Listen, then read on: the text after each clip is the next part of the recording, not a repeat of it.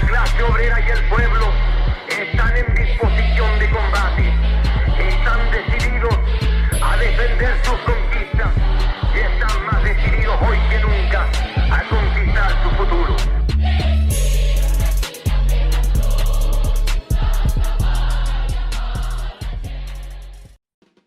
Bien, pues en la Universidad Autónoma de Zacatecas se llevó a cabo un paro estudiantil del 17 al 27 de mayo. Este movimiento tuvo una serie de reivindicaciones y de una evolución particular en la que las y los estudiantes involucrados mostraron la capacidad de organización que surge a partir de la indignación por una situación externa a la universidad, pero que a fin de cuentas repercute en su organización interna y en el clima que se permite de tranquilidad y de seguridad, sobre todo para el sector vulnerable y para las mujeres y los estudiantes. Bien, pues como parte de la presentación contamos hoy con la presencia de Margarita Ramos, de Ángel Soto y de Ricardo. ¿Se podrían presentar, por favor?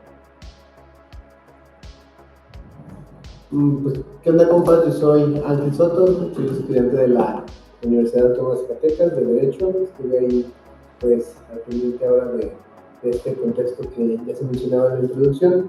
Y pues, por acá su camarada, amigo Ángel Soto. Bueno.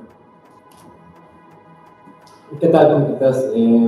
Soy Ricardo Cabral, me conocerán porque pues, militamos aquí en Alternativa Socialista y pues también soy exalumno también de la Universidad Autónoma de Zacatecas. Empecé la carrera de letras, dejé ahí inconclusa y en estos días estuvimos ahí acuerpando a los compas de letras justo en este paro que se dio. Hola, ¿qué tal? Mi nombre es Margarita Ramos y igual que mis compañeros soy estudiante en la Universidad Autónoma de Zacatecas. Mi formación es de economista y actualmente estoy estudiando el doctorado en estudios críticos del desarrollo y pues gracias, emocionada de compartir el espacio con los compañeros. Bien, pues mi nombre es Sebastián Lorea y también egresado de la universidad. Bien, pues las elecciones en la UAS, como una introducción para esta temática, a su consideración, ¿podrían considerarse como un antecedente a todo este movimiento estudiantil?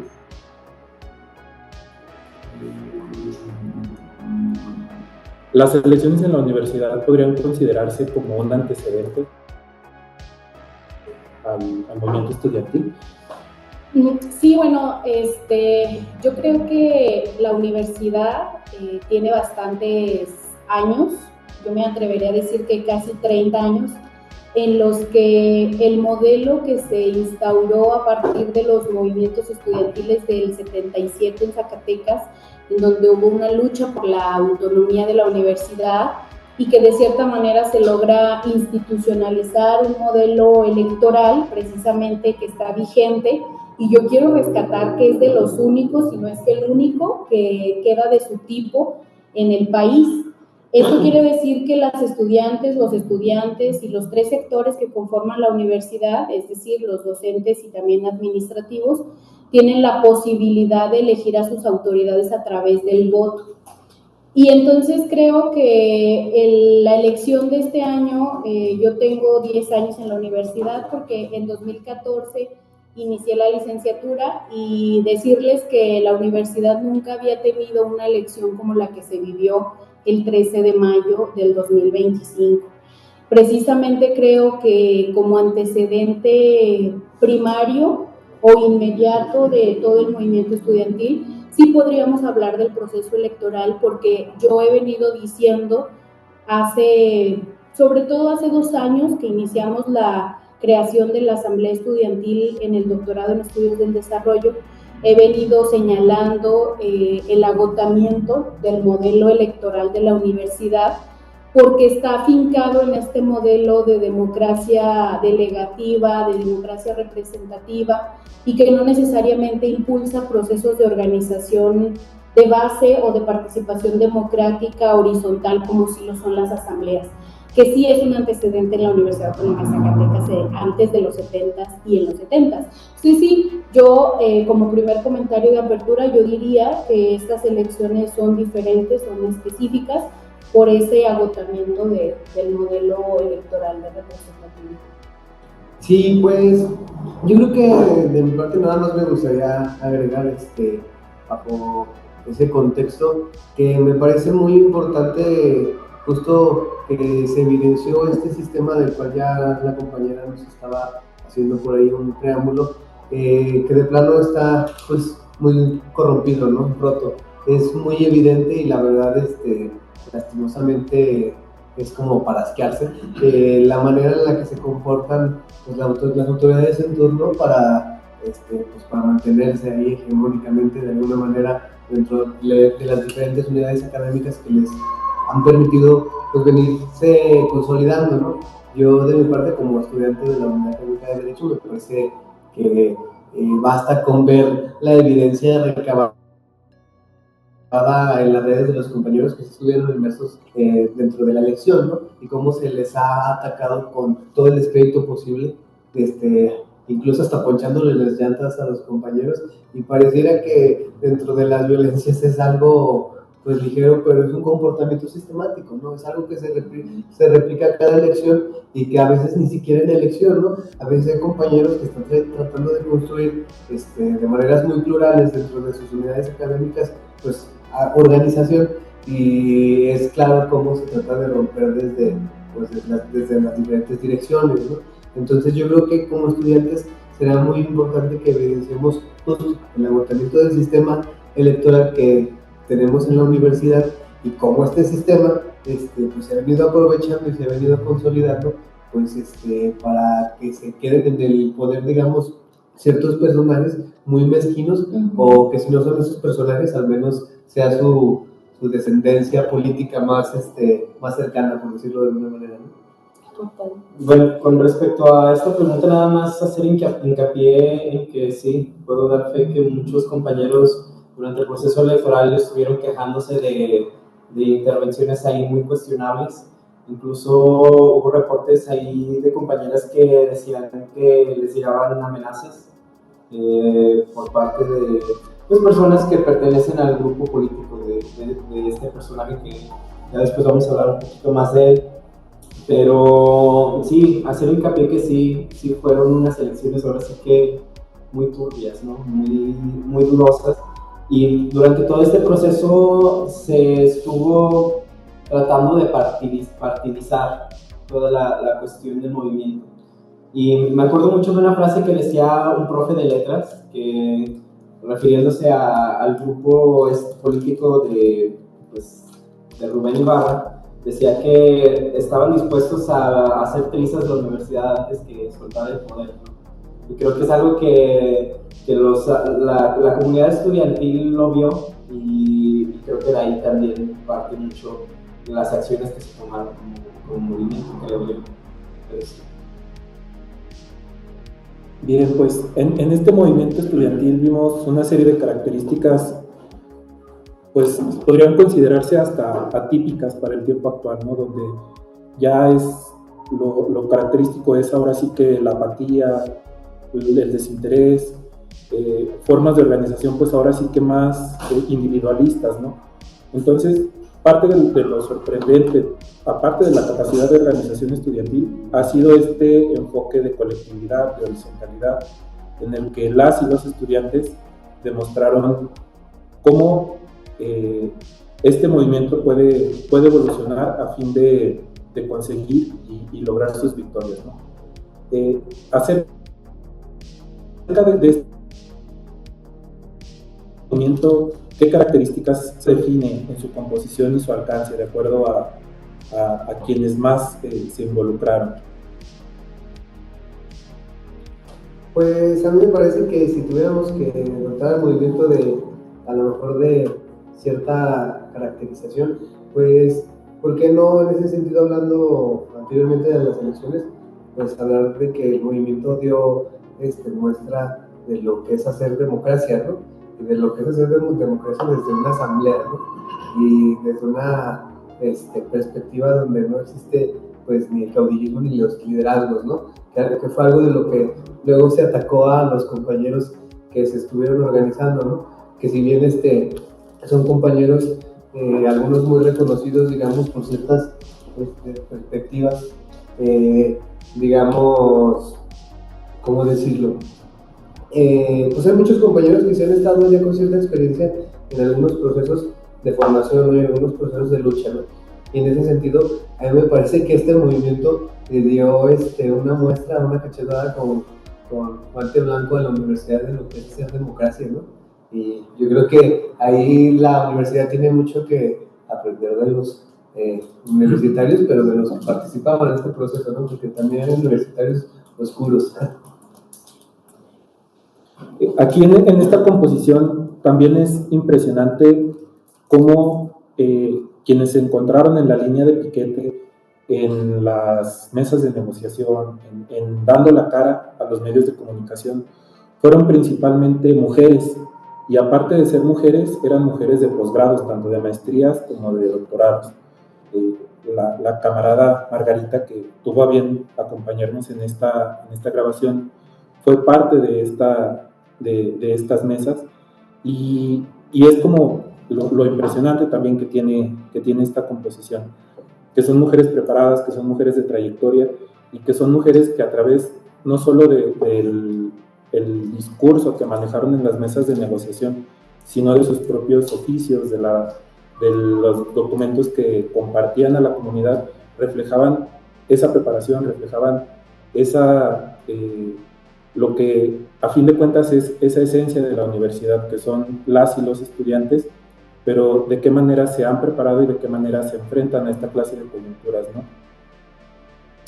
Sí, justo ahora que los escuchaba a los compas y sobre todo a ti, Sebas, que estás haciendo como esta caracterización, digamos, del movimiento, a mí me parecía importante, y justo es lo que estaba pensando, ¿no? Nombrarlo o caracterizarlo en dos sentidos, que ya tú recogiste perfectamente, ¿no? Y que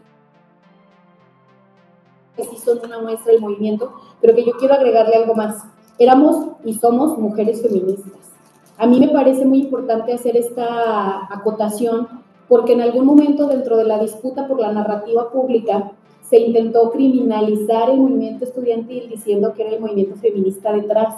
Y yo creo que ahí, como universitarias, logramos un poco arrebatar esa narrativa diciendo, claro, o sea, las feministas somos universitarias, y el movimiento feminista no empieza fuera de los muros universitarios.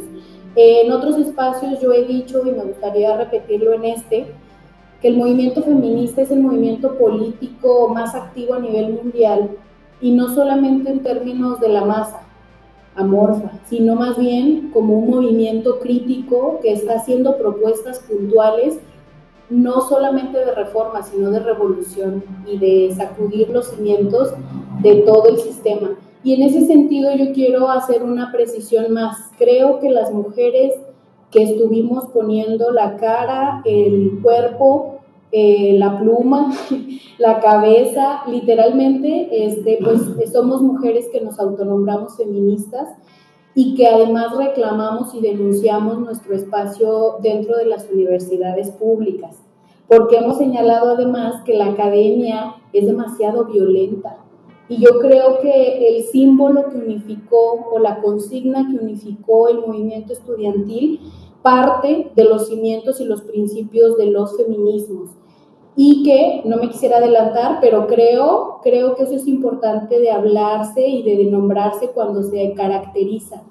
Yo, cuando estábamos en las asambleas, me preguntaba, porque a mí me enterneció que las compañeras de las prepas, sobre todo la prepa 2, tan pequeñas, o sea, yo las veía y decía, wow, ellas, vamos, todos los días que duró el paro, fue toda una semana completa, 10 días, si lo pensamos en términos numéricos, se levantaban y ponían la bandera afuera de la prepa y estaban ahí haciendo las guardias. A mí eso me parecía impresionantísimo porque durante el periodo de guardias, quienes hemos estado haciendo guardias durante huelgas, plantones, manifestaciones y paros, sabemos que hay demasiada discusión, ¿no? Y lo que ellas hablaban era sobre sus historias de vida, sobre los abusos sexuales que han vivido y que hemos vivido las mujeres sistemáticamente. Entonces yo creo que eso es importante porque el movimiento no solamente pues estaba delimitado por mujeres de posgrados, que es importante de decir porque en la narrativa pública hay un señalamiento que criminaliza diciendo, pues se veían muy organizadas, ese movimiento no parecía estudiantil. Yo creo, y esto voy a cerrar con esto la caracterización, somos mujeres que venimos del 2014 con Ayotzinapa. Yo en ese año entré a la universidad, fue mi primer acercamiento de politización estudiantil, pero también había compañeras que estamos en los posgrados, sobre todo en doctorados, pero también postdoctorados, es importante decir, que vienen del Yo Soy 132, que vienen de otros movimientos estudiantiles y sociales y que logramos, de cierta manera, le dicen en mi rancho, amarrar la olotera. ¿Sabes? Están los olotitos sueltos, entonces no es funcional porque están sueltos, pero cuando tú logras ponerle un cincho y amarrarla, entonces efectivamente funciona como un instrumento. Creo que eso debemos hacer las mujeres de los posgrados que nos nombramos feministas, amarrar la olotera y darle una forma no vertical, no caudilla, no delegativa, sino por el contrario, horizontal y con mucho corazón y sentimiento porque parte de esa vivencia, ¿no? Entonces yo quiero hacer nada más ese apunte, pero me pareció perfecto. Bien, hemos también pasado ya hasta como en el ritmo cotidiano de la universidad una serie de paros como acciones o como mecanismos de presión, mejor dicho. ¿Por qué en este caso el movimiento estudiantil opta por esta medida? ¿Ustedes qué consideran? Pues me parece que hay una serie de herramientas que, digamos, los compañeros de diferentes organizaciones o de diferentes procedencias, pues han venido, digamos, guardando, ¿no? Dentro de, ahora sí digamos, dentro de la armamentística, ¿no? De defensa. Y en ese sentido, me parece que creo que se relaciona un poco con lo que ya Maggie nos hacía un poco darnos cuenta, ¿no? Respecto a que también estos compañeros que estaban dentro del paro, pues venían de otros procesos formativos muy importantes, ¿no? Ya nos mencionaron el 132, la cuestión muy lamentable de Ayotzinapa, ¿no? Que son, digamos, procesos de formación donde, digamos, estudiantes se empiezan a familiarizar con todo este contexto de violencia, del que son presas, obviamente, y del cual surge una indignación y de ahí una participación dentro del movimiento, ¿no? Y a mí en ese sentido me parece pues muy importante recalcar la misma tradición de la universidad, ¿no? Yo se lo recalqué a un mismo profesor que quiso, digamos, un poco intimidarnos en la toma de la feca. Le dije, cuando ustedes salen a defender sus derechos laborales, nosotros los respaldamos, ¿no? Hoy salimos por la indignación. Lo lógico sería que ustedes nos respaldaran, ¿no? Y creo que ese argumento pudo un poco pues, desmoralizarlo porque no buscó contradecirme, ¿no? Entonces, en ese sentido, a lo que voy es que la misma universidad, con toda su historia, llena de contradicciones, obviamente, pues ha venido dotando al colectivo y al imaginario público pues una serie de herramientas que en dado momento yo creo que aparecen con la fuerza con la que pudimos ver a este movimiento, ¿no? Ya lo vuelvo a recalcar, conformado por compañeros de muchas procedencias, la verdad muy plural cuando uno lo piensa de una manera objetiva y con formaciones muy, muy diferentes. Y algo que quiero recalcar y me da mucho orgullo es que en una guardia de derecho me pareció muy importante que los compañeros que estaban cuidando la guardia se reivindicaron zapatistas, ¿no? Y dije, afuera de derecho, a mí me parece de verdad hasta así una aseveración súper importantísima porque dije, ¿de dónde sacamos estos estudiantes de derecho que nunca había visto, ¿no? Y que como dijo Mario, pues se aglutinaron frente a una consigna, ¿no? Y eso de verdad es un fenómeno que hay que observar muy detenidamente y con mucha atención. Pues también como parte de estos mecanismos de presión que ya como han mencionado, que se han vuelto hasta una tradición al interior de la universidad, en la que muchos de las inconformidades se llega a lo que es ahora sí que el límite, ¿no? de los mecanismos de presión en las instituciones o en las empresas en general, que es ahora sí que parar la producción, ¿no? Llevar al paro. Entonces, esto lleva a lo que sería como el siguiente punto acerca de parte lo que mencionaba Ángel, sobre las amedrentaciones que se vivieron al interior del movimiento como parte de su evolución, pero también que hubieron muestras de apoyo y muy desde lo simbólico hasta lo realmente así tangible, ¿no? Vaya. Pero como parte de estas amedrentaciones surge como algo hasta sorprendente, pues, de que personajes que venían de trayectorias pasadas, mencionaba Mague, la coyuntura del 77 tan importante para la Universidad Autónoma de Zacatecas, como personajes que se vieron involucrados ahí, ahora atacaban este movimiento estudiantil, ¿no? Y lo señalaban de que es que hubo como dos caracterizaciones principales. Primero, que eran los jóvenes del PP, y segundo, que eran los perdedores de la elección pasada, que no querían reconocer el resultado, ¿no? Entonces, en esta serie de amedrentaciones que fueron desde las redes sociales, que fueron desde el tomar fotografías en las guardias para evidenciar el apoyo que nació entre la comunidad estudiantil y también, hay que decirlo, de parte del sector docente, ¿no? de algunos compañeras y compañeros del sector docente que apoyaron en las guardias, que apoyaron llevando insumos, llevando alimentos, llevando agua, para hacer de alguna forma más llevaderas las guardias, ¿no? Esta evolución del movimiento, ¿ustedes también cómo la percibieron de alguna forma? Sí, bueno, a mí me gustaría, no quisiera adelantar los temas, pero me gustaría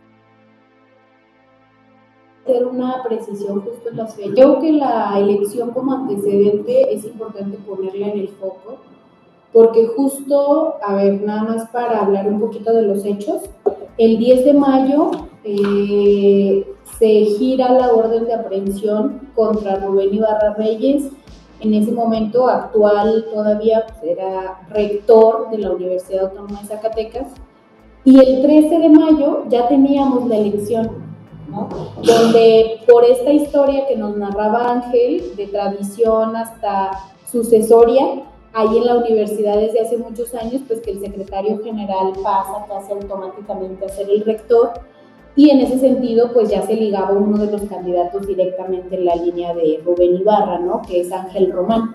Y bueno, en esa especie, digamos, volviendo también y ligando el comentario a la criminalización de la protesta, de la que hablaba Sebas hace un ratito, creo que es importante mencionar porque en toda esa coyuntura electoral dentro de la universidad ya venía viendo este tipo de acciones y señalamientos contra los y las estudiantes que sí estaban apoyando a la candidata o el candidato.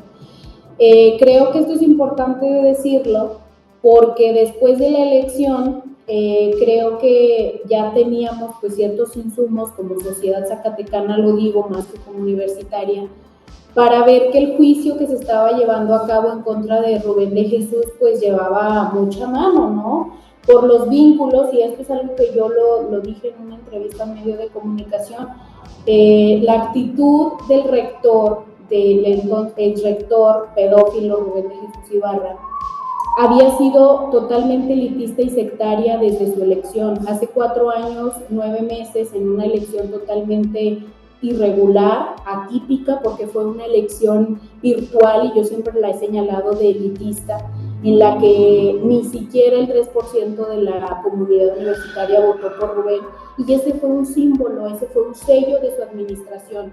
Jamás tuvo la decencia ni siquiera de dirigir una sesión del Consejo Universitario que, de acuerdo a la ley orgánica y el estatuto, es una de las funciones del rector.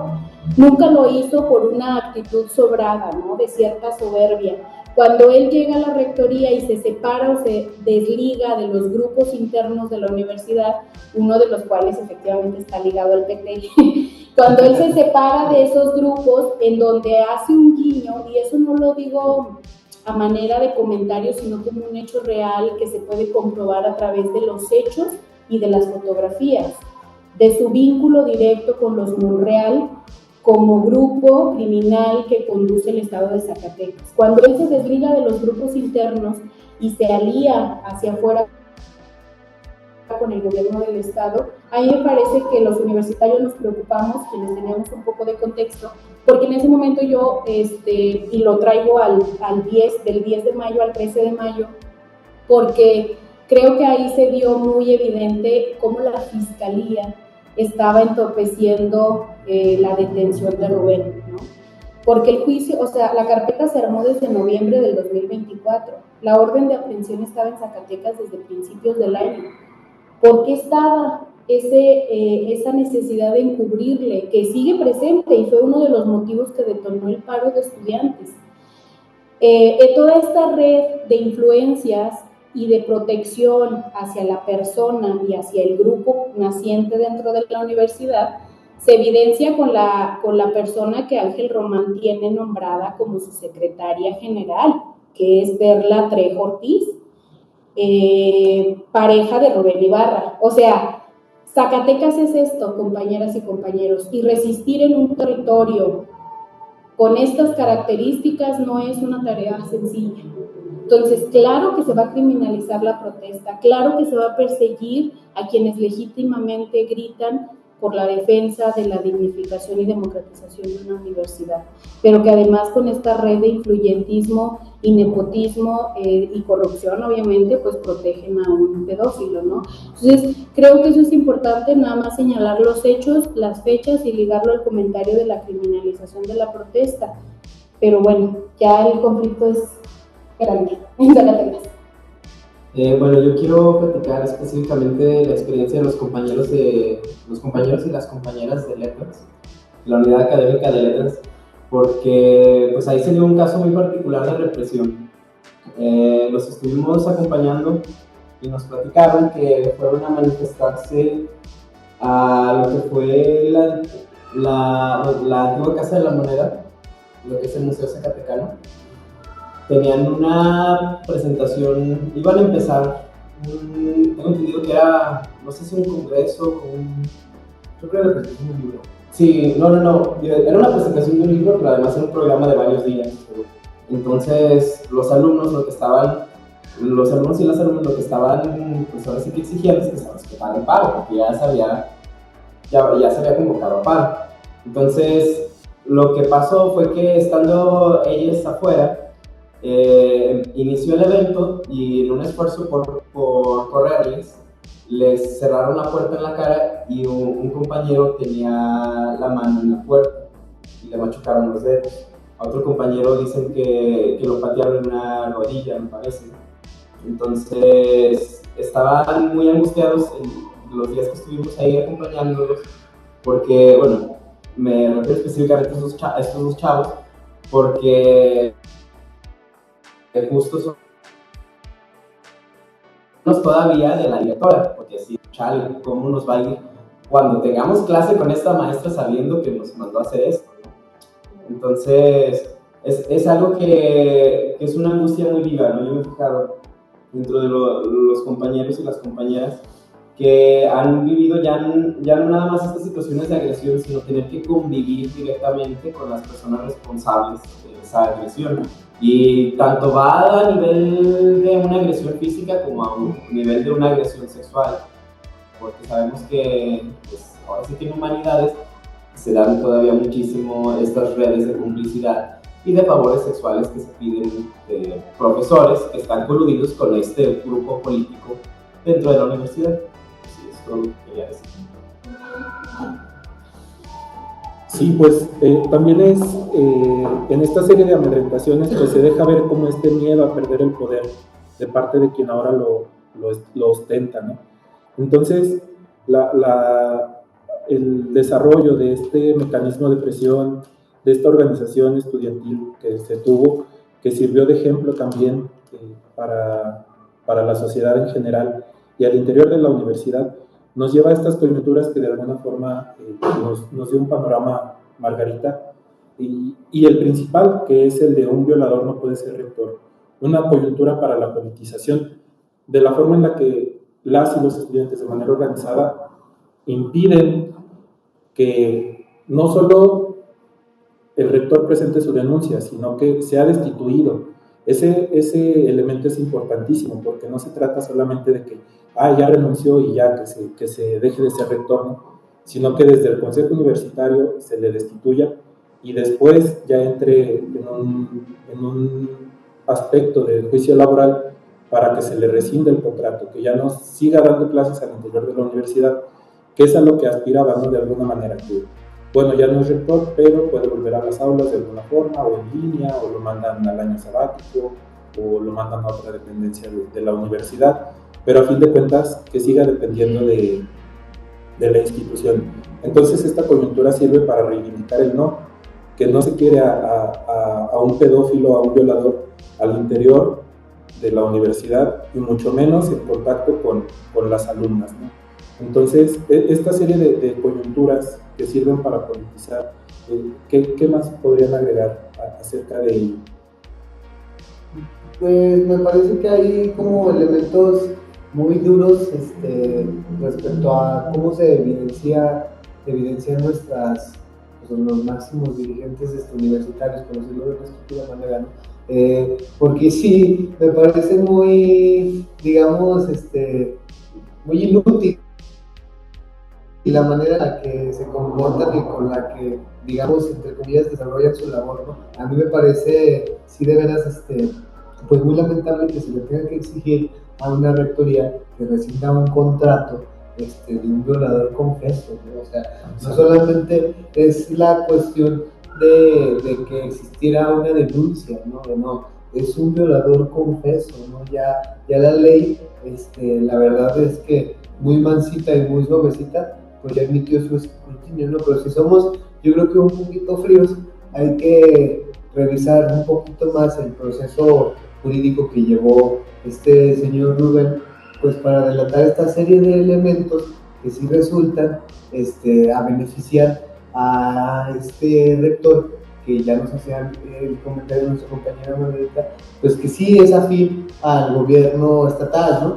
Y a mí me parece, sí, entonces, muy lamentable cómo la rectoría hace oídos sordos, incluso mencionando cuando existe un pliego petitorio muy claro, que no se le había solicitado de manera formal y escrita la rescisión del contrato de Rubén, ¿no? A mí me parece estúpido, de verdad, ese comentario. Y lo segundo que me parece muy estúpido es que le quieran ver la cara de tontos a los estudiantes que resultaron ser más, obviamente, mucho más inteligentes y tener mucho más organización de la rectoría, cuando le están tratando de hacer una labor de defensa a Rubén, ¿no? O sea, la rectoría acude a las mesas de trabajo con los estudiantes como si fuera la mesa de abogados del rector, el rector, pedófilo, diga otra vez confeso, ¿no? Entonces a mí me parece eso muy lamentable, cómo usaban en sus argumentos esta caracterización de que tenían que juntar elementos, prueba, para hacer esta rescisión. Y yo lo que vengo otra vez a recalcar ese comentario es que bastaba con hacer una rescisión por la única y fundamental razón de que es un violador confeso, no un pedófilo confeso.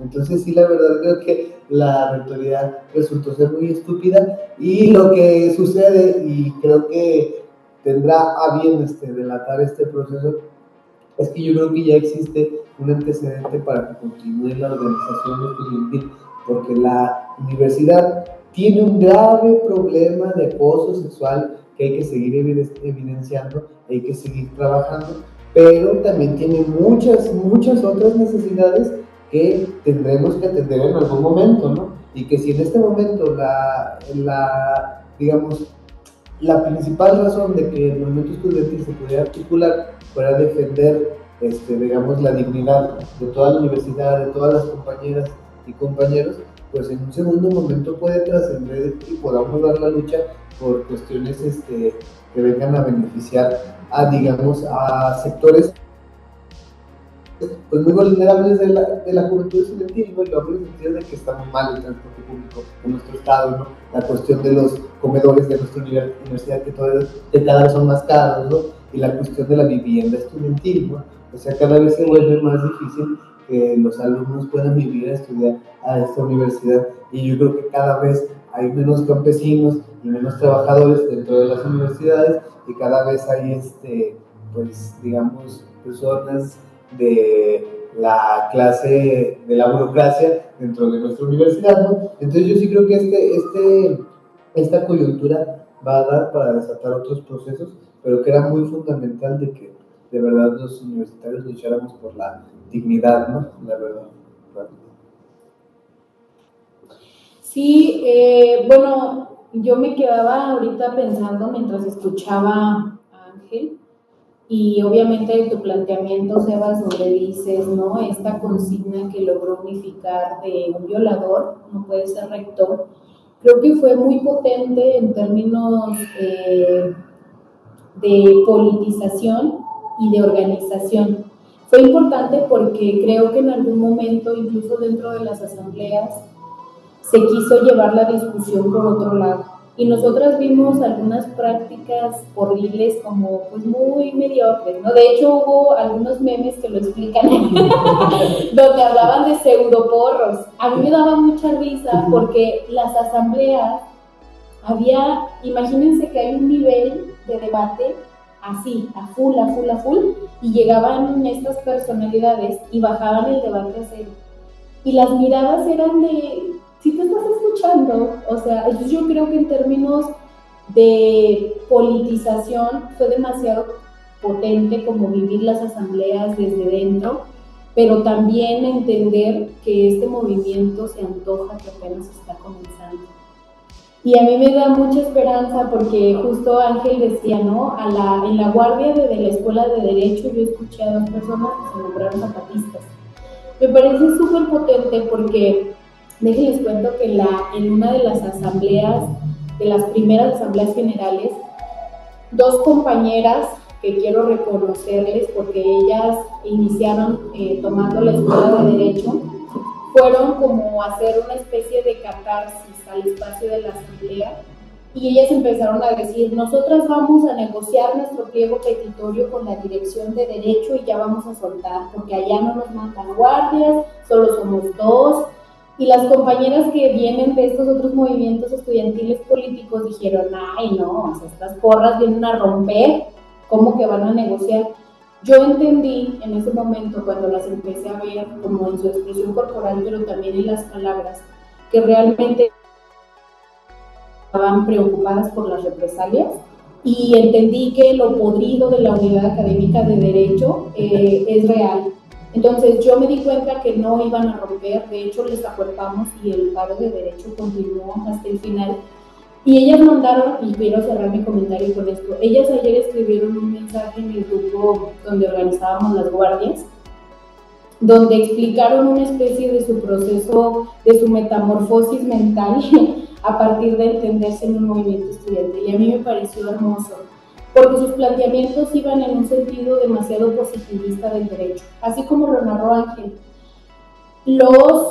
Las autoridades, sobre todo las autoridades que se sentaron a negociar con nosotras y nosotros en la mesa del lunes al mediodía, parecían efectivamente los defensores del violador Rubén Ibarra.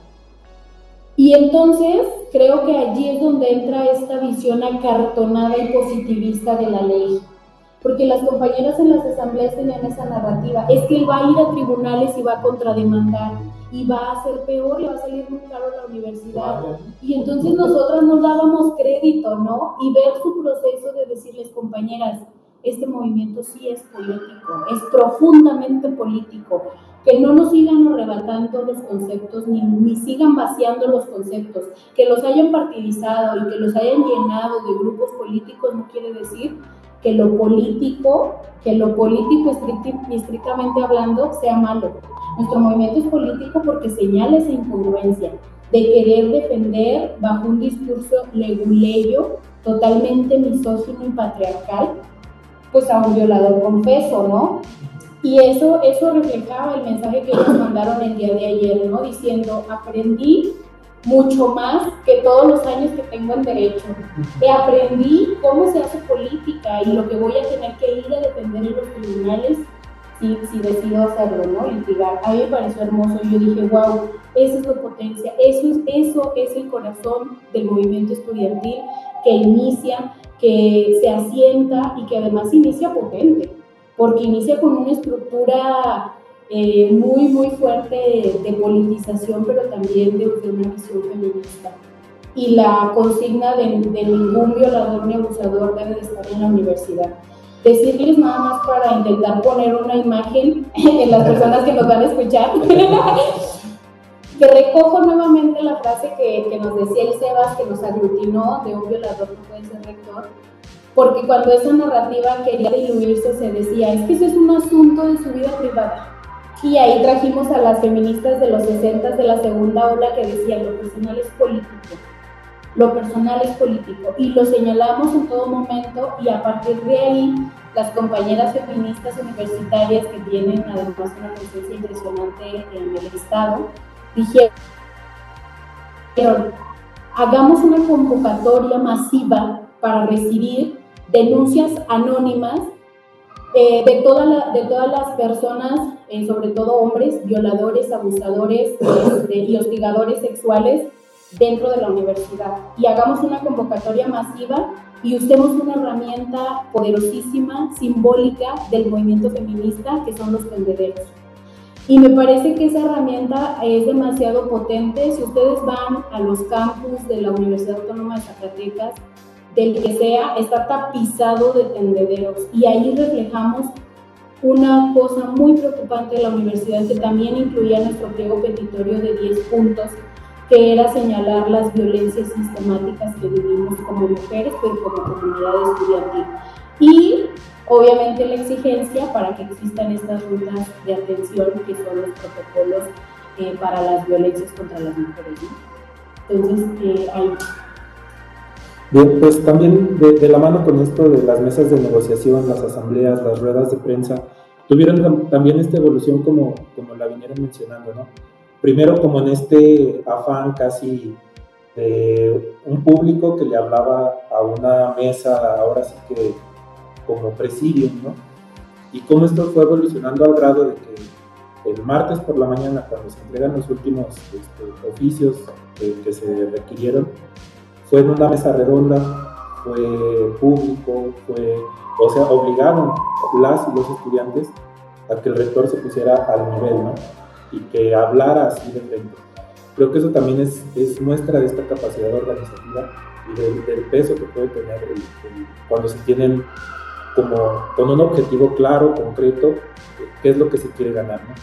Y esto ya para ir aterrizando en conclusiones acerca de esta buena conversación, ¿cuáles serían para ustedes las victorias del movimiento?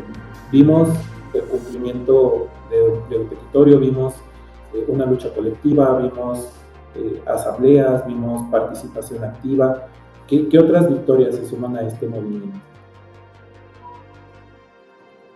Bueno, yo quiero decir que la resolución de nuestro pliego petitorio no culmina tampoco el día martes 27 de mayo, sino que más bien inicia el procedimiento de rescisión laboral. Nosotras y nosotros lo que todavía sesionamos el lunes a las 9:10 de la noche en asamblea, había dos posturas. Una que pugnaba por continuar el paro hasta hacer presión y esperar a que nos entregaran la rescisión laboral.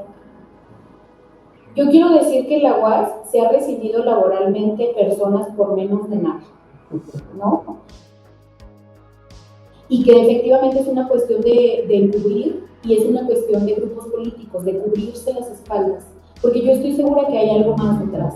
Sin embargo, quiero decir que lograr que se sentara el abogado general de la universidad, porque déjenme decir, en todo este manto que Rubén Ibarra se creó alrededor, ellos se volvieron una especie de personalidades intangibles y divinas en las que no podían rebajarse, en el caso del violador Rubén Ibarra, ni a dirigir la sesión del Consejo Universitario.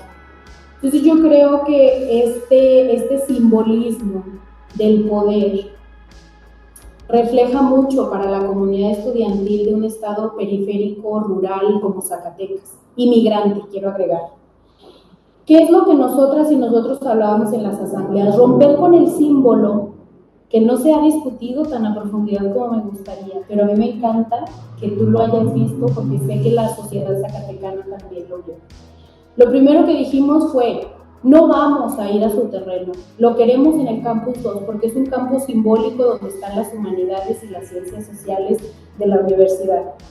Y además queremos que venga el abogado y se siente y nos explique paso a paso la rescisión laboral y los tiempos. Entonces el hecho de que se haya hecho efectivamente el día martes a las 7 de la mañana en una mesa redonda fue parte, yo creo que fue un granito más de lo simbólico que acarrea el movimiento estudiantil como un movimiento que quiere democratizar y que quiere horizontalizar los procesos en los términos más estrictos de la palabra. Y yo creo que el desahogo del pliego petitorio va a ser paulatino. De hecho, ahorita a las 5 de la tarde continuaba la mesa.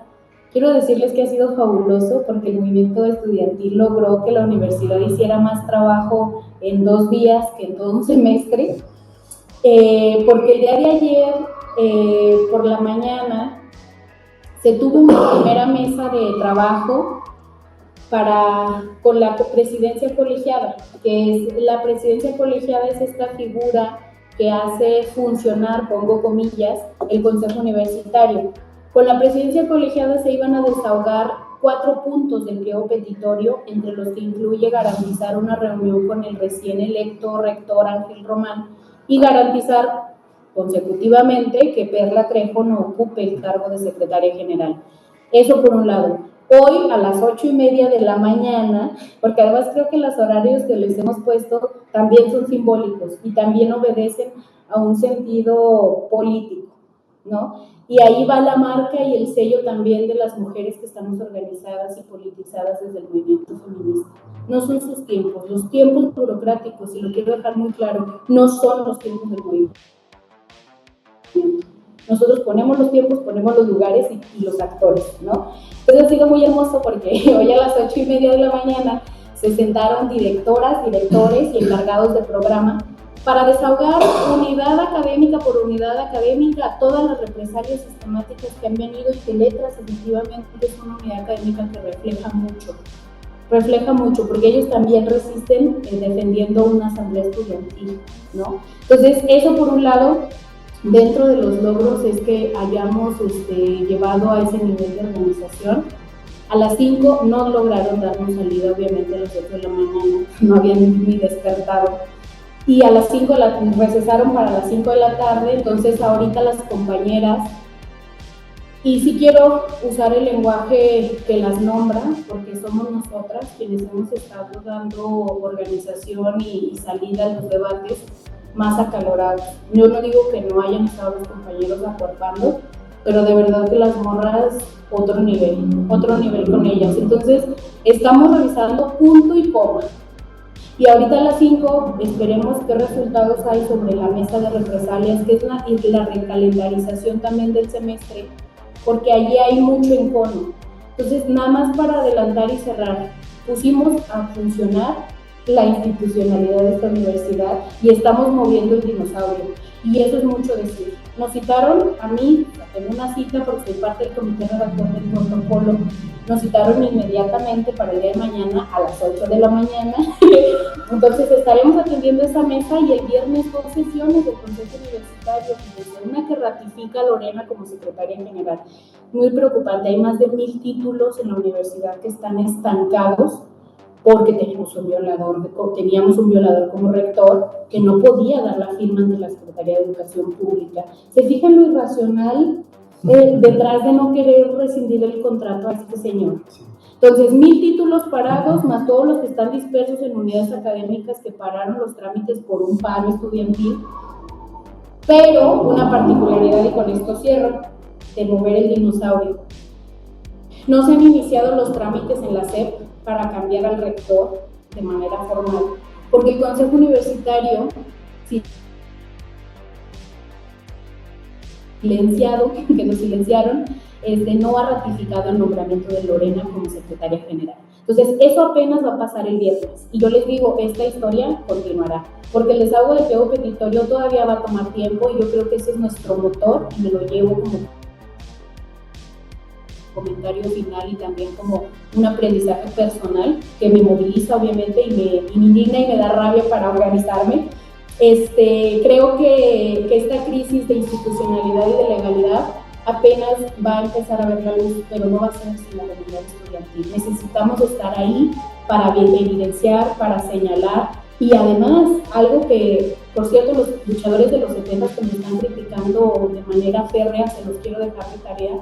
No solamente hemos hecho la propuesta, hemos estado por eso estoy en todas las comisiones, compañeras y compañeros, hemos hecho trabajo no pagado, y hemos reproducido un estereotipo de nuestro sexo que nos meten en esa cajita donde hacemos trabajo no pagado para esta universidad, pero para mí es una muestra de voluntad política, pero también de convicción como mujer feminista que es estudiante en una universidad periférica, ¿no?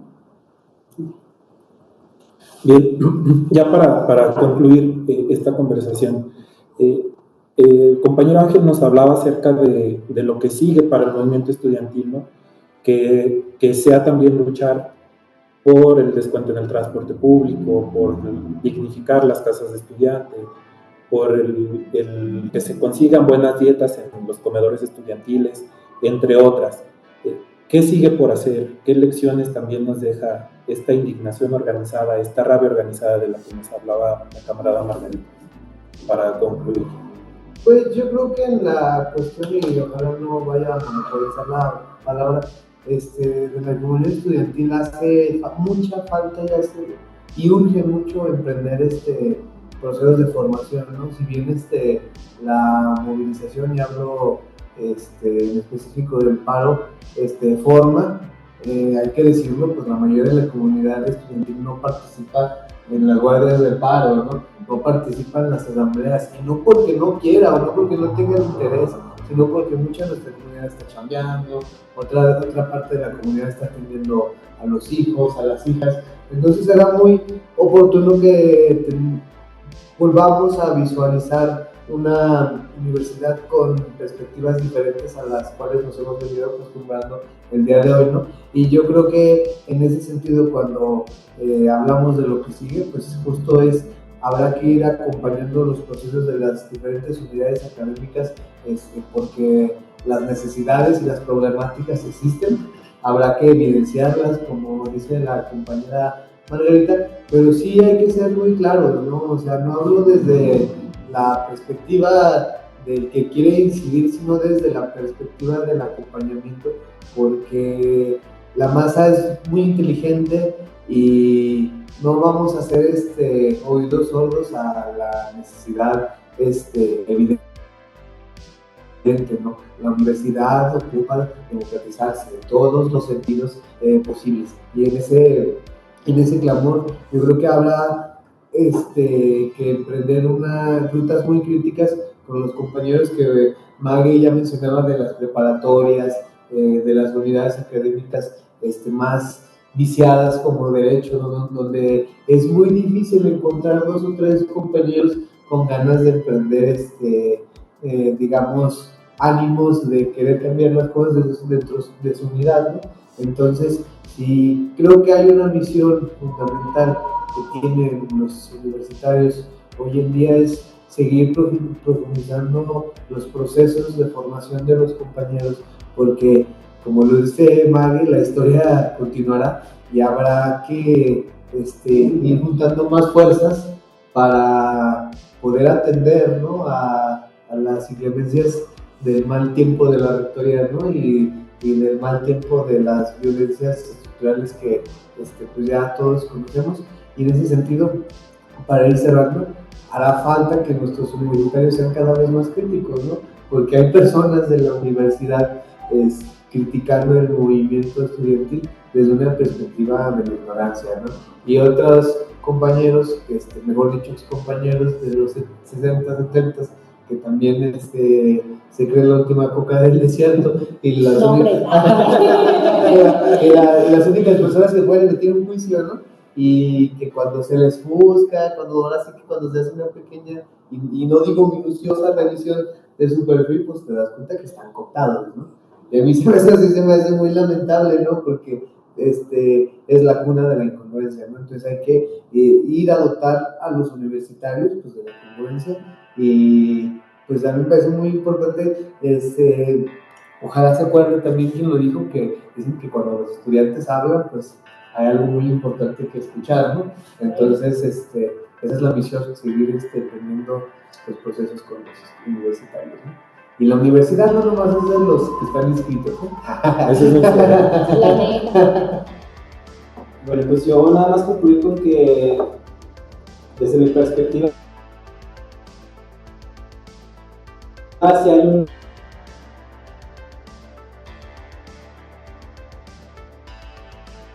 que se dio este movimiento realizado que se veía contra la comunidad estudiantil.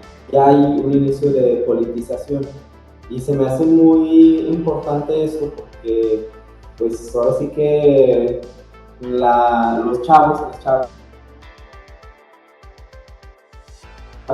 de letras, pues van a tener que emprender una lucha todavía más grande. Así que creo que si nos queda algo como lección es el hecho de que pues ya se perdió el miedo a politizarse, y creo que eso ya es un gran paso. Pues sí, para cerrar también me quiero estirar un poquito el comentario de Ricardo porque se me hace bien valioso. Yo creo que el proceso de politización, bueno, un dato, la universidad tiene 40,000 estudiantes, somos un montón, pero la Universidad Autónoma de Zacatecas tiene una característica también peculiar. Primero que no está concentrada en un solo campus, y entonces la distribución de la universidad en el espacio físico también es interesante, porque yo siempre he dicho, y digo siempre, me refiero a 10 años que tengo en el movimiento estudiantil, porque fue mi primer movimiento en el que milité y estoy muy agradecida y lo quiero mucho. Siempre he dicho que esa dispersión de los campus juega en contra de la politización. De hecho, ahorita vi rápidamente el WhatsApp y decía, ¿no? O sea, es que en el siglo XXI, que es donde están las ciencias de la salud, sí, exacto. No tenemos información de dónde hay más represalias. Y fíjense, un dato, en la mañana estaban hablando de crear un protocolo de actuación en contra de la represalia, ¿no? Entonces yo creo que todo esto que va a surgir se va a tener que ir caminando, ¿no? Que no obedezca a una lógica de arriba hacia abajo. Eso le ha hecho mucho daño a la universidad. Tenemos una reforma universitaria, uso comillas, totalmente fallida, porque se pensó desde un escritorio elitista. Y entonces nunca se le dio carne, ni nunca se le dio territorio. Yo creo que, estirando la reflexión que hacía Ricardo, la politización inició, pero ahí hasta hay un medio chayotero de Zacatecas que se llama Zacatecas al Minuto, que nos hizo un Excel, se dio el tiempo, y nada más para eso le dio el cerebro. Hizo un Excel justo arrastrando este dato de la matrícula estudiantil de 40,000 y decía, bueno, más o menos de todas las fotos y la amedrentación que hicieron en las guardias, pues ellos sacaron sus cuentas y dijeron, pues quien está manteniendo el paro es el 0.064%. Entonces nosotras agarramos ese dato y dijimos, pues ese 0.064% es el porcentaje de dignidad que le queda a la universidad y lo vamos a habitar y lo vamos a caminar. Entonces fíjense, es importante porque la politización efectivamente inició, pero hay que entender también de manera pues material nuestra realidad, y la realidad es que somos un porcentaje pequeño, pero que fue un porcentaje simbólico y necesario para defender la dignidad y para señalar un acto que es atroz. Es otra parte de la importancia de nuestro movimiento. Nunca perdimos el objetivo de nuestro paro estudiantil, que organizó y que delineó también una forma diferente de organizarse y de politizarse al interior de la universidad pública. rural, periférica y migrante, que es la de Zacatecas. Bien, pues yo concluiría ya con un comentario muy breve acerca de la necesidad, sí, desde luego, extendiendo lo que tuvieron a bien concluir, de politizarnos, de involucrarnos, que sea con intenciones críticas, colectivas, horizontales, y pues sobre todo desde los tres sectores que conforman la universidad, como mencionaba Margarita al inicio, el personal académico, el personal técnico administrativo y sobre todo los estudiantes, ¿no? Que son como la gran masa que compone la universidad, pero también como señalaba Ángel, pues también no solamente pertenece la universidad a quienes están inscritas o inscritos, ¿no? Sino también a quienes ya egresaron, a la sociedad que a través de sus impuestos contribuye para el funcionamiento público de la universidad.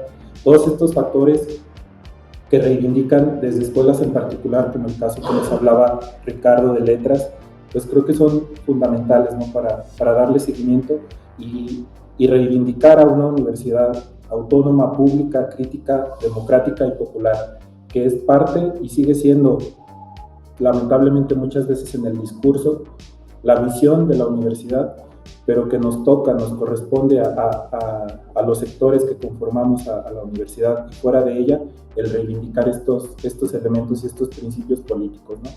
Y pues bien, sería todo. Muchísimas gracias.